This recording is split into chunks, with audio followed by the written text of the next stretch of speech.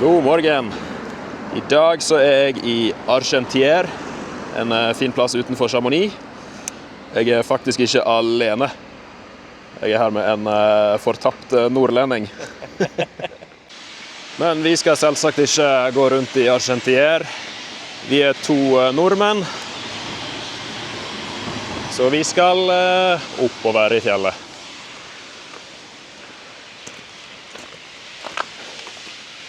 Målet vårt er å komme oss til Lac Blanc. Men det er litt sent på sesongen, så det avhenger litt av hvor vi møter på snøgrensa. Men i går kom vi oss til toppen av det fjellet som heter Brevent, som ligger høyere opp enn Lac Blanc. Og det gikk egentlig ganske fint. Så vi er optimistiske på at vi skal komme oss til toppen, helt opp til Lac Blanc i dag. Men vi får se. Håvard gjør klar firehjulstrekken. Klar for å gå opp? Klar til å gå opp. Klar til å gå opp. Ja. Nei, men vi får bare gjøre vårt beste. Nå har jeg og Håvard gått ca. 300 meter. Men vi har allerede skiftet til norsk uniform. Shorts og t-skjorte. De fleste franskmenn har jo for lengst skiftet til varmere vinterklær. Jeg tror det er bare 2 stykk igjen i hele Mont Blanc-massivet som går rundt i shorts og t-skjorte på denne årstiden. Og det er jo selvfølgelig de 2 dumme norske turistene. Men det er fint å kunne bekrefte litt stereotyper. Turen starter gjennom tett skog. Så akkurat her er det ikke så varmt. Om ca. en time så er vi over tregrensa. Og da vil vi fort se om det i det hele tatt er mulig å gå til topps. Men ganske optimistisk, med tanke på at vi kom oss helt opp Brevent i går. Da har vi overkommet turens første hindring, som er å gå feil. Det hører jo med. Ja, vi er jo tross alt 2 norske turister på tur, så at vi skal gå feil, det var jo bare å forvente. Men det fikk vi ryddet opp i fort, så nå er vi på rett vei. Nå er vi på rett spor. Nå begynner vi å nærme oss tregrensa. Veien videre går oppover det fjellet der. Det blir bratt, men det skal gå fint. Det eneste som kan sette en liten stopper for turen i dag er jo snø. Så da er det betryggende å se at vi møter snø allerede her nede. Det skal jo være godt snøvant da, så det bør gå bra. Ja, vi er optimistiske i hvert fall. Er det en ting vi burde kunne, så er det å gå i snø. Så vi får bare se. Vi får gå så langt vi tør. Er det godt med fransk vann? Veldig godt med fransk vann. Veldig godt. Fjellsvann. Smaker det croissant? Croissant og ost? Nei, men jeg skulle ønske du gjorde det. Ja, det hadde vært fantastisk hvis vannet kom med ostesmak. Håvard har tatt med seg sånn skikkelig voksenkamera, sånn at vi kan ta litt bedre bilder enn når vi bare bruker GoPro. Så jeg har fått kongelig besøk fra Nord-Norge i en ukes tid. Men det er faktisk ikke første gang han er her. Håvard har vært i Chamonix mye før. Han har 3 ganger faktisk. Han har faktisk til og med vært der oppe på Mont Blanc. Det er mer enn hva jeg kan skryte av, for å si det sånn. Om et halvt år så får du skryte det du også. Ja, vi får håpe det. Hvis ikke jeg synes det er alt for koselig å sitte og drikke øl på kveldene, så jeg er bakfull den dagen toppstøtet skal skje. Det er typisk meg. Rett ovenfor her nå så har vi noen ordentlige galninger.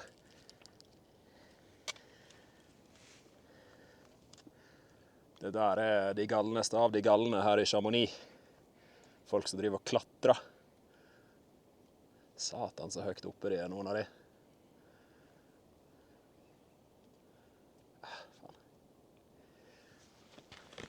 Du har vel litt lyst til å joine de, du? Jeg er ganske trigget, ja. Oi, satan, se bak deg. Oi, se der. Ja. Okay. Kommer det plutselig 3 geiter løpende. Se på de da. Det var litt sykt. Litt tilfeldig. Og ikke timet. Det er de lokale, det.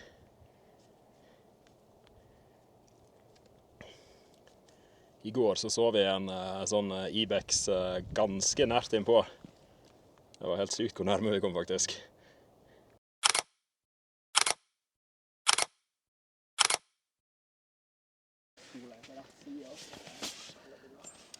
Håvard, han er mer en klatrer. Det er liksom det som er Håvard sin disiplin. Ikke sånn som meg. Jeg er best på ting som går nedover. At jeg er en dårlig klatrer, det har jeg allerede bevist ganske godt i en annen video. Det er selvsagt obligatorisk å knipse noen bilder av Ibexene før vi går videre. Det er ganske kult med dyrelivet her i Chamonix. Og nå tar Håvard bilder av det største dyret på fjellet i dag.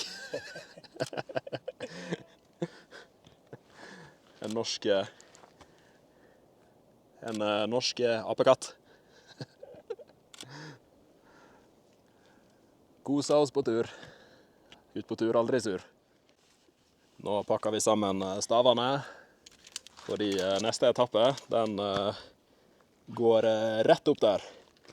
Via noen monterte stiger og litt provisoriske trinn. Så videre oppover så er det best å ha armene fri og bare kunne gripe etter støtte. Her så har ikke stavene så mye effekt lenger. Så da sikrer vi stavene på sekken, og så fortsetter vi oppover. Vi skal nå ta oss videre oppover, og må derfor klatre en serie med stiger. Veien herfra er bratt, og snøen gjør det mer utfordrende enn vi kanskje hadde foretrukket. Må faen ikke skli på snøen her. Jeg skal ikke skli på snøen her. Nei. Det er heller bad. Da sklir du langt. Men med litt stå-på-vilje og norsk naivitet, så går nok dette fint. Det er litt sånn klatrepark-følelse. Ja.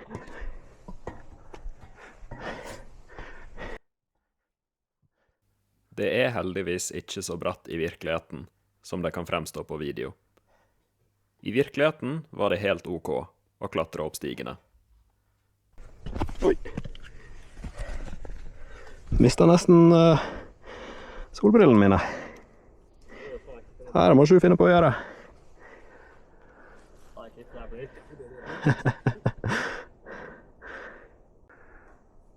Jævlig kult det her, altså.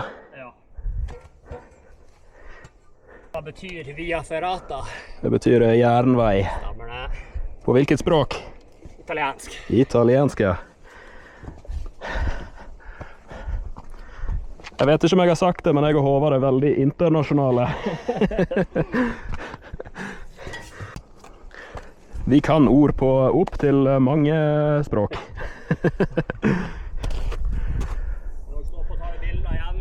Ja, det er viktig det. Det er jo et helt magisk landskap.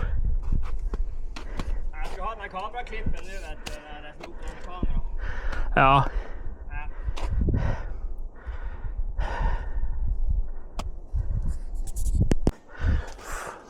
Må bare være litt forsiktig på snøen. Ja, snøen er litt ekkel. Ja, den er litt hard. Litt glatt. Snøen denne dagen var ganske råtten og hard.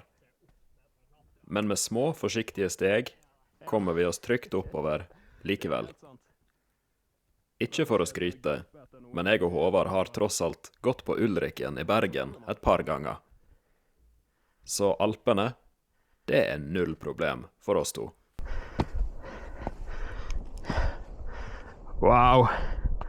Det er kult, altså. Ja, det er helt sykt.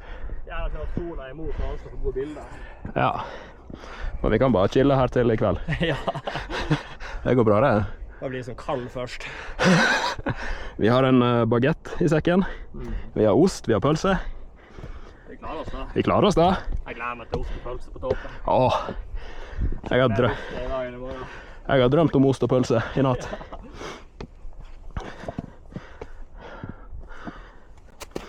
Ja, det er jo sånn snø vi bare kan ta på steg igjen hvis vi må det. Her skulle jo de faktisk gjort en forskjell. Da er det på igjen med firehjulstrekk. Fram med stavene.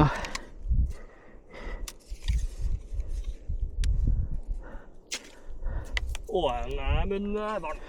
En kjeft med vatten. Eller som de sier i Nord-Norge. En munn med vann. Prøvde å spare kanalen for dårlig språk. Det er nok et tapt prosjekt allerede. Nordnorsk, det er ikke for nybegynnere. Nei, Men dere er veldig glad i nynorsk der oppe. vi er veldig glad i nynorsk. Ja. Fordi at nå sier ikke. Jeg vet ikke helt. Er ikke du lidenskapelig opptatt av nynorsk? Du risikerer å gå alene. Er ikke du sånn som sier at ting er framifrå, i stedet for å si at det er bra? Framifrå. Hvordan skal hun være huset frem? Jeg mener bestemt å ha hørt deg si vonbroten i stedet for fortvilet. Nei, da har jeg vært full. Det var ikke over i går. Nei, det var nok 2 dager siden. Du var litt bedugget.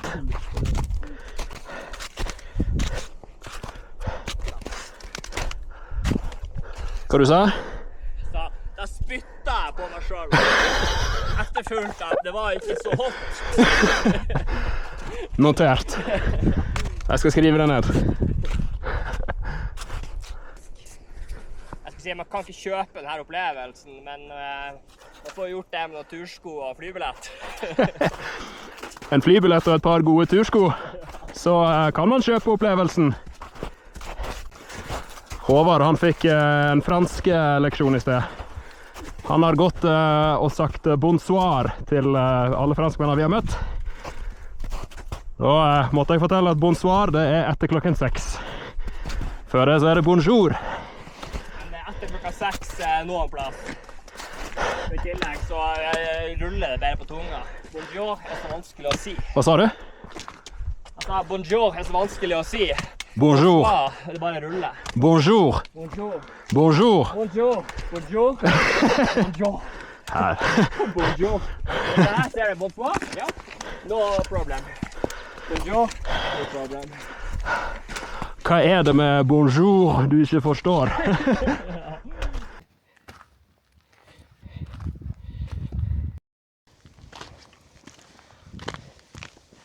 Nå har vi kommet oss over det bratteste partiet, og vi ser hytta som heter Refuge du Lac Blanc bak der. Og det området her, det tar pusten fra meg hver gang. Jeg tror du er enig, Håvard? Nei, jeg kunne ikke vært mer enig. Nei. Det er bare estetisk. Man er heldig. Ja, man er heldig og privilegert som får oppleve det her. Jeg pleier å si at Chamonix er ikke ekte. Og det er jo enkelt og greit fordi det som vi ser, kan jo umulig være ekte. Dette må jo være en simulering. Altså, hvordan kan et sted være så utrolig fint? Det er ikke på ekte. Det er den eneste forklaringen jeg har. Håvard, han har en ganske morsom historie om meg, som begynner med 1 liter sjokolademelk. Den latteren tyder på at du vet godt hva jeg snakker om. Jeg vet godt hva jeg snakker om. Ja. Det er den sjokolademelka jeg har vitnet raskest gå ned og ut av et menneske på en periode. Ja, er ikke det vakkert når nordlendinger snakker og skal beskrive ting litt billedlig? Jeg var tørst. Jeg var veldig tørst. Det er vel ingen skam. Nei, det er ingen skam.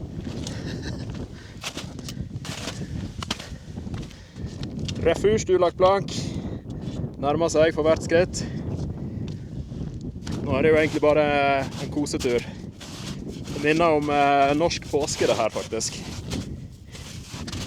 Norsk påske og ikke fransk høst. Nå så har jeg og Håvard kommet til et såkalt lurevann. Vi skal jo til Lac Blanc, som er et vann, åpenbart.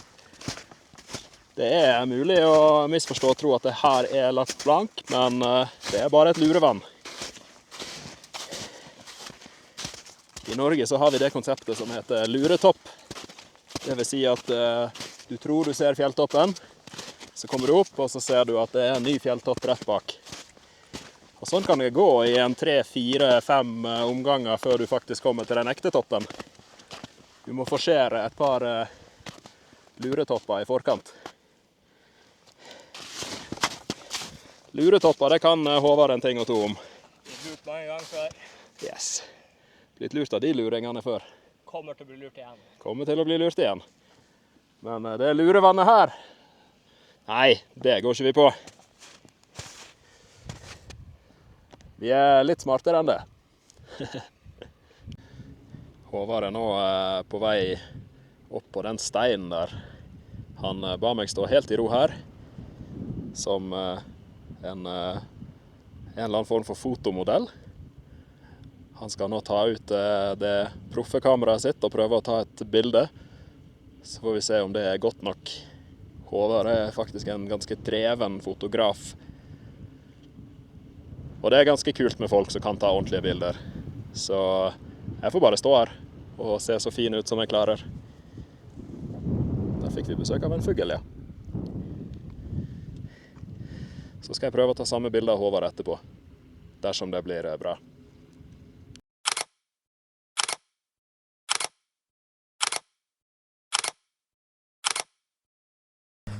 Jeg har lært det i boka med. Har du lært et triks i boka di? Sett det inn bak her. Mest jeg vet for isøksa. Ja, for vi er ikke helt ferdig med klatringen ennå, ser vi. Ja, det der ser jo proft ut. Det er jævlig proft. Kanskje jeg skal prøve det samme. Jeg fikk hekta i siden på gelendet, så det er bra. Smart. Så har vi stavene fint festet på sekken. De er ikke så dumme, de der nordlendingene. Siden jeg har lært det i bok. De bare snakker litt rart. I motsetning til meg, jeg snakker helt normalt. Helt normalt vil jeg ikke påstå det her. Oi, det her var nynorsken skog som tøtt frem. Så her kan vi til og med klatre sammen. Det er jo samklatrere. Samklatrere. Jeg vet ikke om det hørtes nynorsk ut, men det er sikkert ikke det. Så her du klinker i stavene i hverandre også, vi samklatrer. Passe på ikke. Det må du faen ikke gjøre. Stavklink, det skal vi unngå. Ja, det er forbeholdt. Med forbehold om stavklink. Ja, nå er jeg sulten, skjønner jeg. Veldig sulten. Vi har jo en premie ventende på oss. Ja. Det er som å dra sverdet. Det må være en gammel vikingteknikk. Ikke at vi husker det, for det er jo over 1000 år siden. Det ligger i blodet. Det ligger i blodet.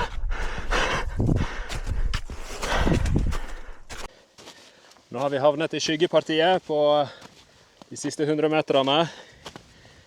Her var det ganske kaldt. Men vi får bare trykke på opp dit, så får vi kle på oss når vi kommer opp til hytta. Hva var det ordtaket, Håvard? Man skal yte for å nyte. Man skal yte for å nyte. Og yte gjør vi, og nyte skal vi. Yte gjør vi, og nyte skal vi. Helt korrekt. Da er vi her. Vi har brukt 3 timer og 20 minutter, hvilket er en ganske ok tid. Det er jo på vinterføre, og vi har brukt en del tid på å ta bilder. Og vi brukte vel en halvtime på å gå feil. Noe sånt. Ja, noe sånt. Så nå har det vært mye yting. Da er det tid for litt nyting. Da har vi funnet en fin plass å ta en liten pause. Men nå må vi få på oss litt klær. For det blir fort kaldt. Vi holder varmen så lenge vi går oppover, men så fort vi er på toppen og tar det litt rolig, så setter kulden inn nesten med en gang. Nå kommer det til å smake godt med litt fransk lunsj. Vi har sett frem til dette hele turen. Vi nordmenn, vi spiser vel helst brødskive og kvikklunsj på tur. Jeg og Håvard, vi hyller de franske tradisjonene, med pølse, baguette og ost. Normalt sett så er det fullt i turister her oppe. Men i dag var det bare 2 andre turister, i tillegg til meg og Håvard. Da er vi på vei tilbake etter en god lunsj på hytta. Og vinden har tatt seg litt opp, og med det har også kulden satt litt inn. Så nå er vi litt mer kledd enn vi var på vei opp. Nå ser det litt mer ut som vi vet hva årstid det faktisk er. Og ikke som 2 dumme norske fjellapekatter som ikke kan ha klær på seg. Så nå skal vi bare finne veien tilbake til Chamonix. Og det er heldigvis folk som har vært der før i år. Så det er gode spor. Så nå må vi bare komme oss ned før sola går ned. Men det skal gå fint. Nå skal vi vise hvordan svensker tar seg ned fra fjell. Vi har en alternativ teknikk.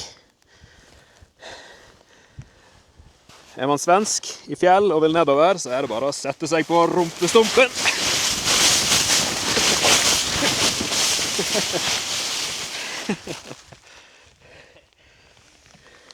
Og vips, så var man nede. Eller så svenskene sier, hudgeda meg! Nå har vi nettopp tatt et stopp for å kle av oss litt. Det var ganske kaldt oppe med hytta når vi begynte å gå, men så fort man begynner å gå, så får man veldig fort varmen tilbake. Så nå begynner vi å se litt mer ut som 2 norske fjellapekatter. Igjen. Fjellapekatter, det er jo det danskene kaller nordmenn. Men det er kun på grunn av misunnelse. Det er kun på grunn av misunnelse. Nettopp. Der har vi Fléchère-stasjonen, som er vår foreløpige mellomdestinasjon. Derfra så skal vi finne veien ned igjen til Chamonix. Ingen fjelltur uten litt drama. Jeg knakk en stav. Men det var heldigvis bare tuppen. Fortsatt bitte litt irriterende. Vi har jo et lite stykke å gå enda. Men det går heldigvis nedover. Så vi får bare... Nei, vi sier jeg. Det er bare jeg som må bite i meg. Du har jo fortsatt et komplett par staver. Med tupp. Med tupp. Ja, det er ikke dårlig.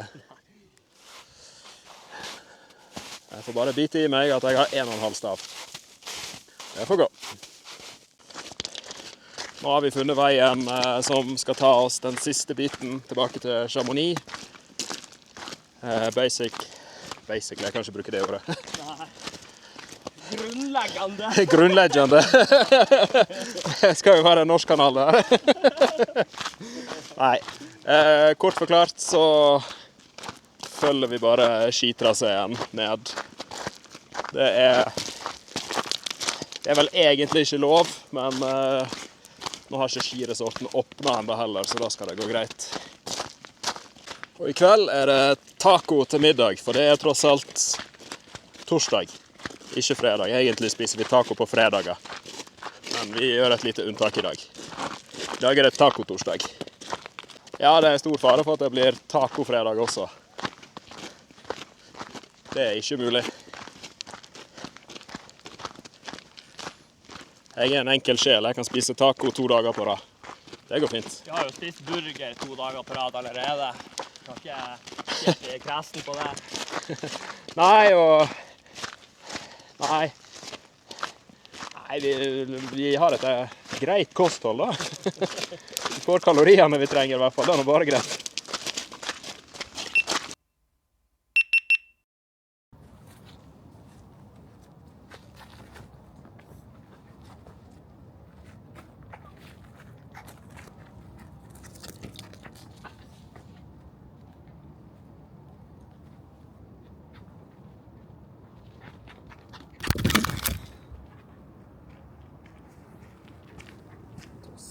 Så da er vi ikke lenger i Chamonix.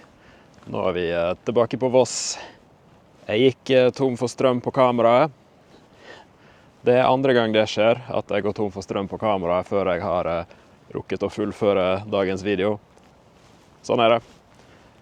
Jeg får bare prøve å bli flinkere neste gang. Men aldri så dumt at ikke det er godt for noe. Da fikk vi jo muligheten til å inkludere Brum, også i denne episoden. Og statistikken lyger ikke. Det er videoene hvor Brum er med som gjør det best. Så jeg vet ikke hvorfor dere egentlig er. Er det for å lære norsk, eller er det for å se på video av Brum? I dag er det mye vann på Vangsvannet. Faktisk så mye at stien slutter der.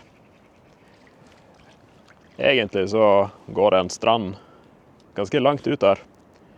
Men den er helt oversvømt i dag. Så planen vår var jo egentlig å gå ned på stranda og kaste litt pinne, men det fikk ikke vi gjort.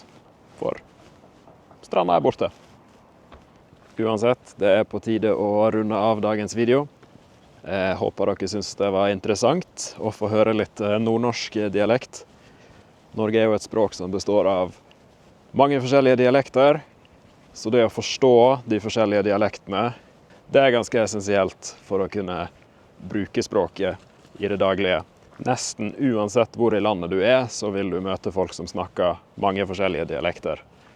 Nå har jo dere sikkert blitt vant med å høre min dialekt, men kanskje nordnorsk dialekt var nytt for noen av dere. Uansett, jeg håper dere satte pris på det. Håvard, som var med i videoen, han har også en blogg hvor han skriver en del turtips. Og så lager han også litt sammendrag fra en del av turene han har vært på. Så dersom du har lyst til å trene litt mer på norsken din, og lese litt norske tekster, så anbefaler jeg å sjekke ut bloggen hans. Link ligger nede i beskrivelsen til videoen. Med det så har jeg lyst til å runde av dagens video. Solen går tross alt snart ned. Klokka er 1 på ettermiddagen. Men vi er i Norge i desember, så solen går ned sånn rundt klokken 2. Sånn er livet. Og det er også fredag, så jeg og Brum, vi skal hjem og nyte en god tacomiddag. Jeg skal nyte en god tacomiddag. Brum skal få kose seg med noen svenske kjøttboller. Blir det godt med litt kjøttboller til middag, Brum? Blir det godt med noen svenske kjøttboller til middag, Brum? Det tror jeg nok du kommer til å sette pris på. Det var alt for i dag. Takk for at du har sett på. Vi ses snart. Ha det på badet.